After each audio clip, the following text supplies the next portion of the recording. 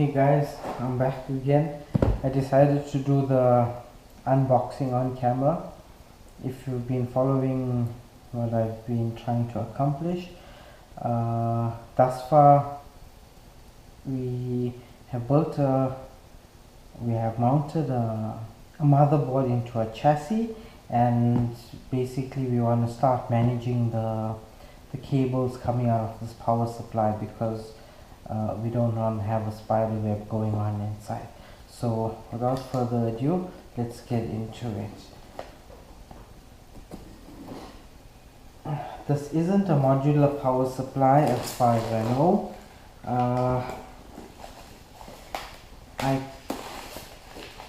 The only reason I didn't take the modular power supply is that the power connector on the back wasn't your standard kettle cord.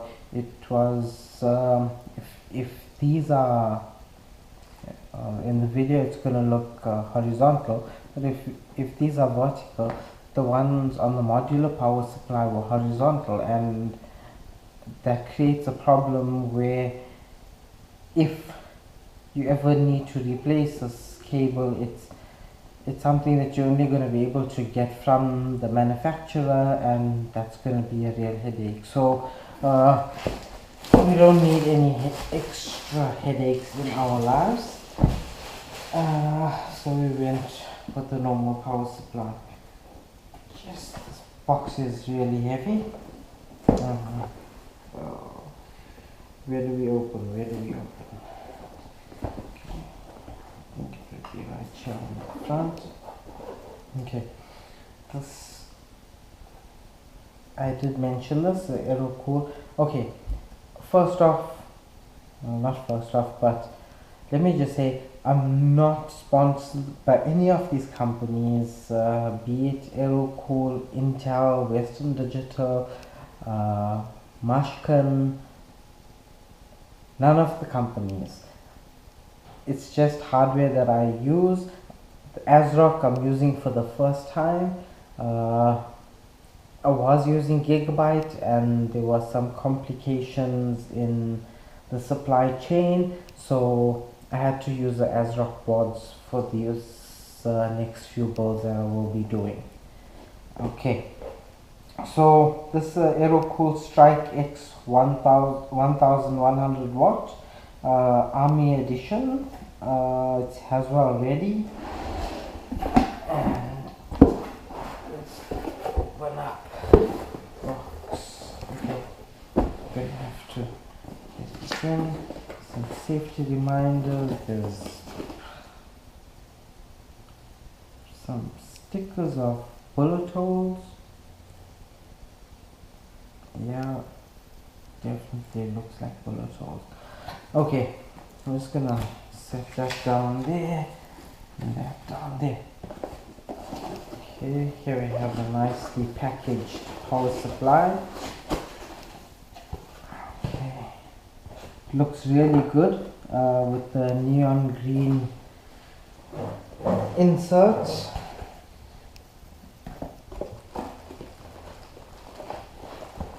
Wow.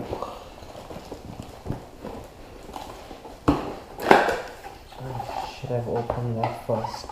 Okay, sorry.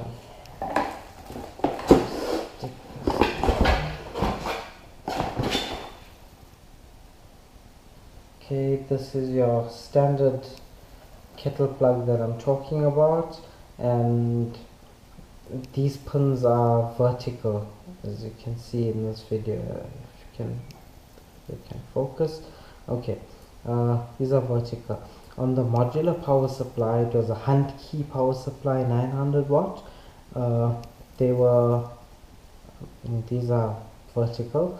On the Hunt Key, it was horizontal, and that created a problem for me.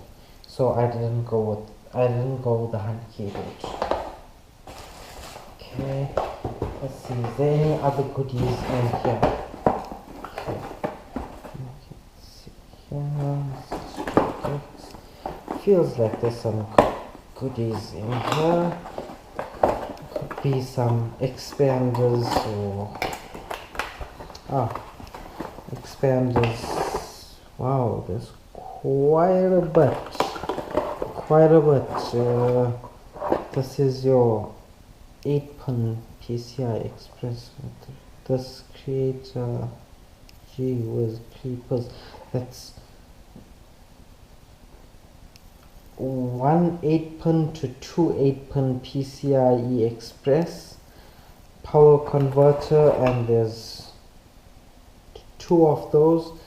I'm used to seeing 6 pins, but apparently there's 6 and 8, and on the side it's just an 8. Is that 6 and 8 as well? Oopsie. Yeah, okay. There's 2 here. I need to open these up. What other goodies do we have?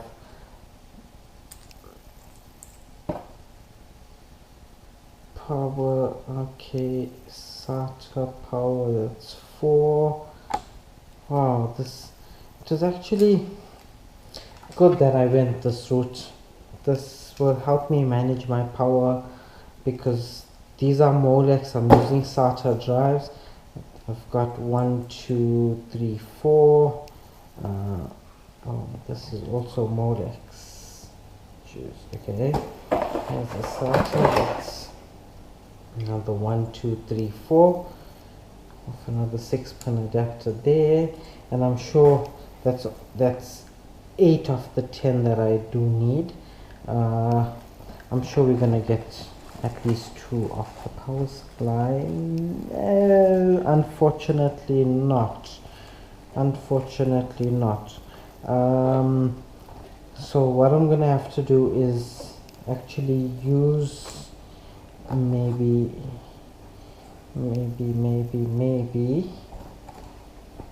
a Molex to SATA power converter adapter, whatever you want to call it. So this is going to go back in the box. I'm not running graphics in this particular machine because the onboard graphics is good enough for what I needed to do. I needed to record only. It's not a machine that's going to be displaying video for long periods of time. So the onboard graphics is perfect for what we're doing. Okay, close this up. Back in the box. I'm going to set that to the side. This and our bullet holes. Great stuff. I've put the power back in the box because I do have a power cable there, and I like to test my power supplies before I use them. You don't have to, but I like to. And power supply testers aren't that expensive. They're like 80 rands, which is like $8. Well, not at our current exchange rate, but just giving a rough idea, it's really cheap. Okay, so I'm going to close this box up and get it out of the way, and get to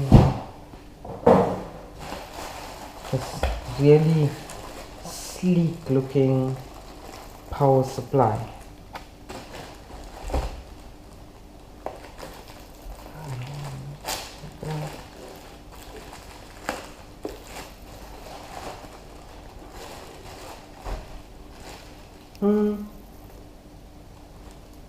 How is this modular out here? I'm a little confused. Okay, this is half modular and have a lot of cables coming out here. Maybe I shouldn't have put that box in, but I think I'm good.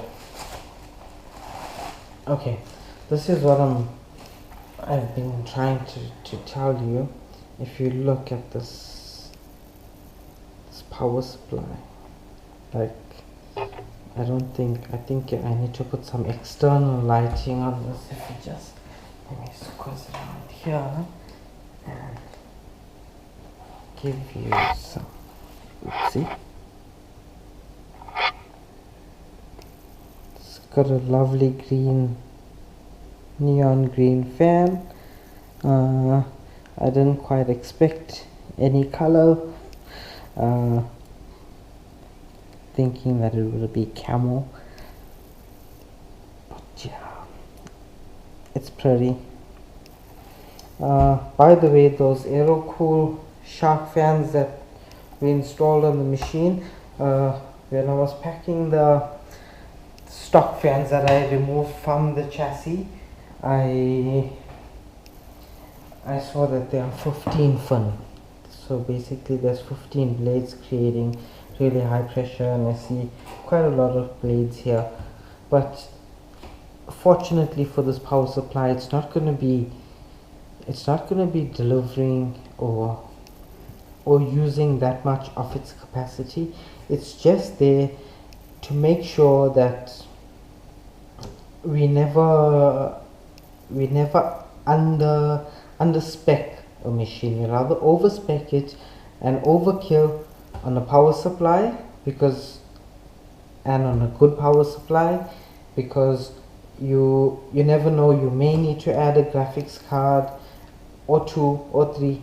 This machine's function could change. You may the company that you're installing it for may outgrow this machine as their server for their video management, and they may need a real server, not a high-end gaming machine as we're building, to run 24/7 365. It's not meant to, but it will work. It will work for at least 5 years. It will run with the proper maintenance. It could even run up to 10 years, but I would say 5 years is a good rule of thumb to go with. The cameras that we're going to be using for this client are Axis cameras. They've been spec'd for the application, and that is why we need the amount of storage that we are going to be adding to the machines that we're going to be building. So without further ado, I'm going to go ahead and install this excuse me, and get my purple drives out here, start putting them together, show you guys step by step how I'm putting them in, what exactly I'm doing, and you can see how easy it is. If you only need one drive, you could build your computer using this. This is the drive that I had earlier. I unscrewed it and put it back into its shell.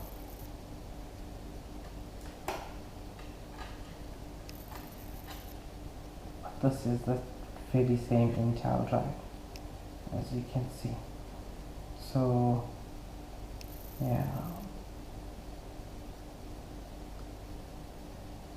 Intel Pro. Okay, great stuff. Okay, I'm gonna stop the video now and install the power supply, bring out the hard drives, and we'll pick it up from there.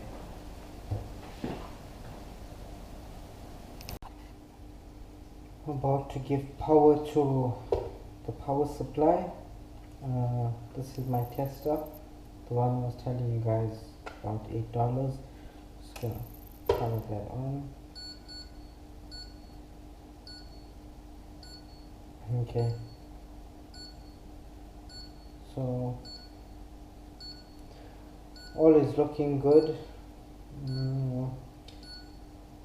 Positive 5 is 5.1, 12 volt rail is 12.0, negative 12 volt is 11.6, I think it wants me to plug in a few more cables. Let me give it. Is that power? Am I gonna start blowing stuff up here? Okay. I think let's try PCI Express. Okay. That's PCI Express. Okay, let's try power. Let's try power on the first.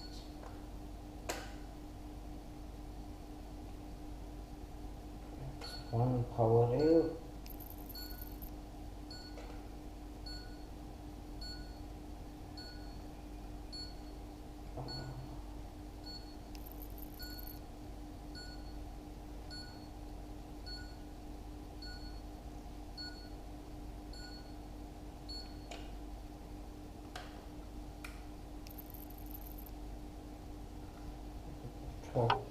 .6. I'm just gonna take my 6 pin from here.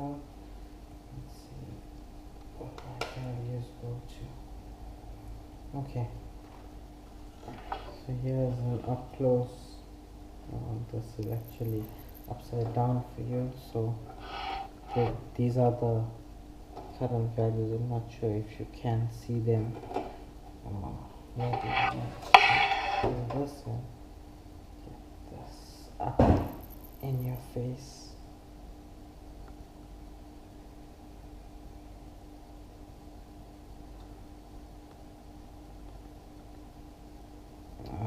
Man. This is so difficult. Okay, great. Now you can see all the power rails are giving power at the correct voltages, and your power supply is A-OK. On this side there's a Molex, but I'm not testing that.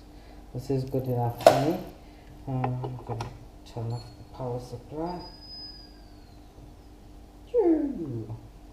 That sounded quite sad.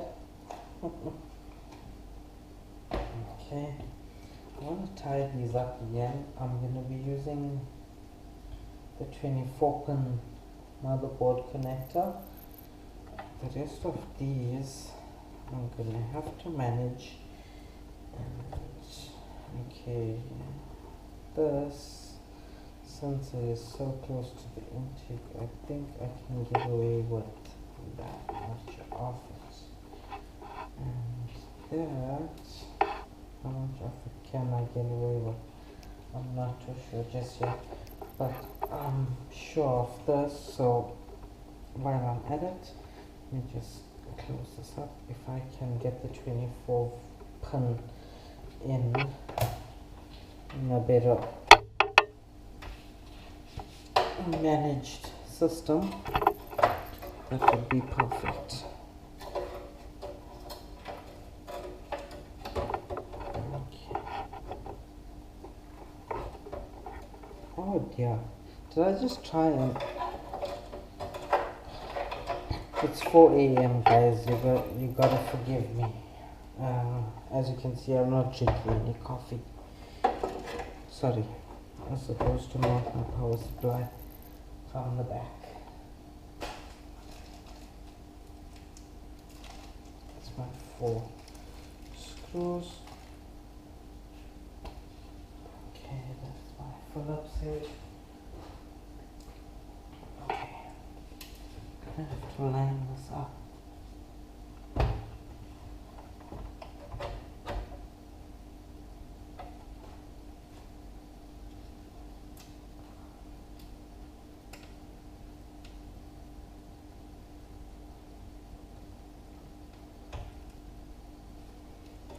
A tad bit difficult, but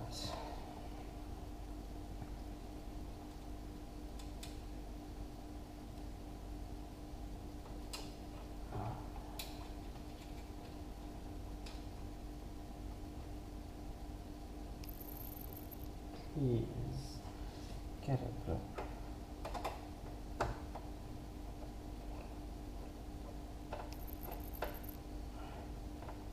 Okay, again I'm not going to tighten too much. I want a little bit of wiggle room on the other screws, so I'm just gonna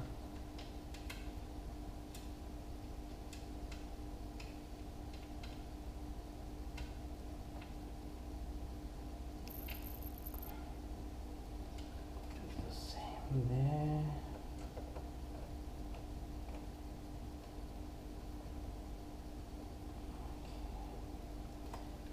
So now my power supply is more or less held in place by the top screws, so let's hope I can get the bottom ones in a little easier.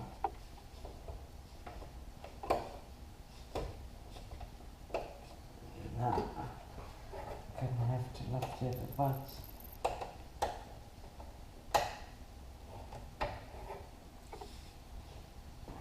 Come on, guy. Play nice.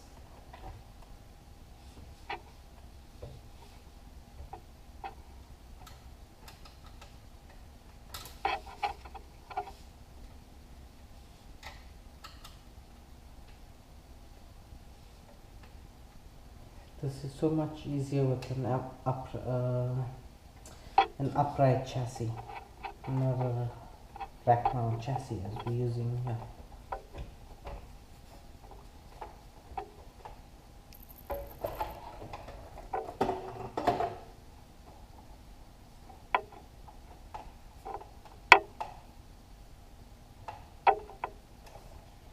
Okay, can go ahead and tighten these two, and this one seems to be perfectly lined up.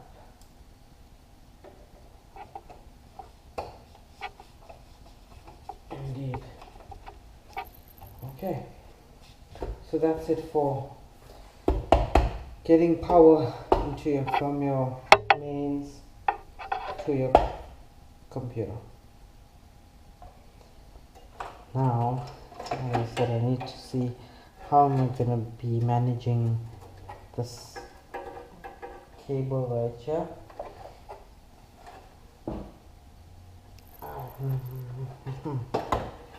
Okay, this needs to come back here, so that's great. The 24 pin on the other hand, can I take this out of the manage it any better? No, I cannot. So unfortunately that's going to have to stay in there, or 24 pin actually needing to wrap it up.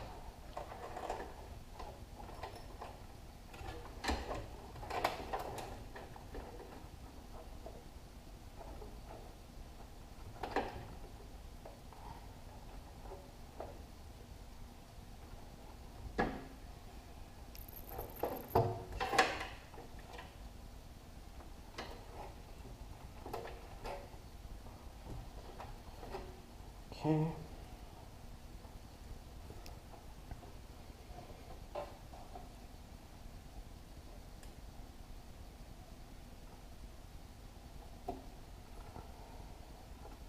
This is your ATX power, your 2x4 pins. Your motherboard will either require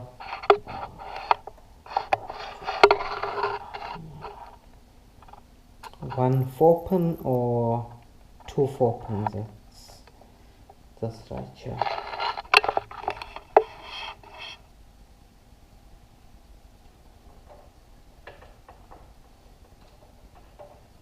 They can only go in one way, so don't be afraid that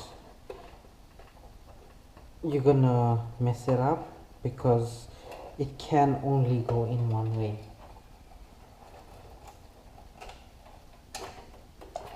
Like here, the tab is on the outside, tab is on the outside. The same goes with the connectors that I've just connected. So now my 24 pin is actually sticking out like a sore thumb. I need to further fix that. Is this 4 pin coming loose at the end? Okay, they have to go in together. Okay, perfect. I can try and live with that. I didn't manage these cables yet. I'm gonna manage them together with the fans that I've put on the front. Gonna run one as a power fan and the second as a chassis fan. Then I still have 2 headers here, one for the CPU fan and one for CPU fan 2, which I won't be using. I will, however, be using chassis fan 3, connecting both these guys directly to it, using a converter, obviously. I didn't know that it had the option for chassis fans when I was purchasing the chassis, otherwise I would have bought 80mm high pressure extraction fans.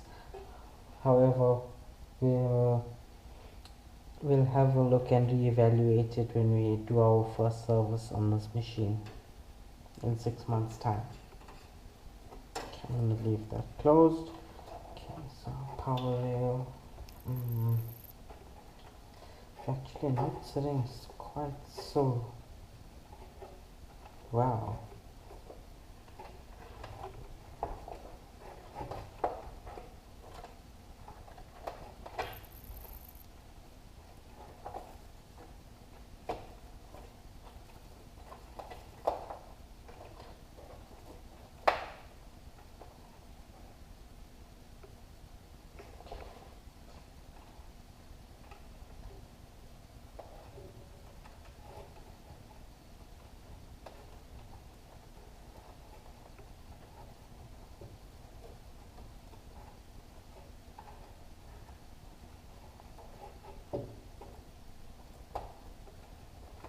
Okay, that looks a whole lot neater. I'll show you if you can't see that.